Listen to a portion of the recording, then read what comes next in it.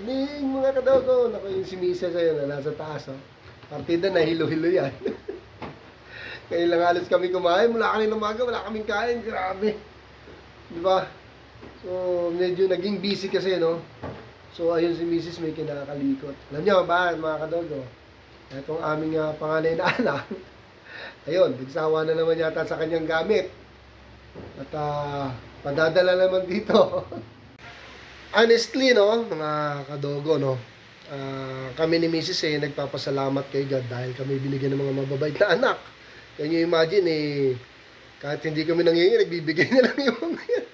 Kaya kami dito medyo haya-hayain na lang konti. Kasi mababait ang aming mga anak. Ano? At hindi sila madamot. Hindi lang sa amin, hindi sa ibang tao. Nakikita ko kung paano sila, kung gaano ka ba itong mga to.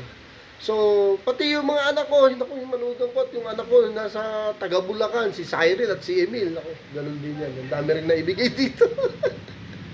Kaya yung makikita nyo dito sa bahay. Kung hindi kay Ron, kailangan So, ayun mga kadogo, abang-abang muna kami. Ang gara na ito pa nga ito. Kahit gaano ka mahal, kahit gaano pa siya kaayos, basta pag ayaw niya na, ayaw niya na. Eh kaming mami at daddy, siyempre, taga-salo. Pero maganda yung bibigay, ha? Kaya excited si Mrs. Yung recliner na leather, medyo expensive yun, eh. Sayang, di ba? So, hindi ko pwedeng tanggihan yon.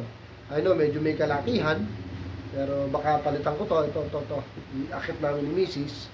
At yung gamitin namin dito. Kasi recliner yun, eh. Habang nanonood, sarap yun, di ba?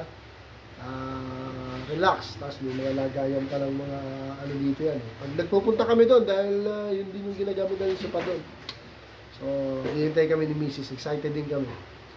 Para masyadong relaxing yun. Ba? Yung leather na black doon na ginagamit ng anak sa bahay niya.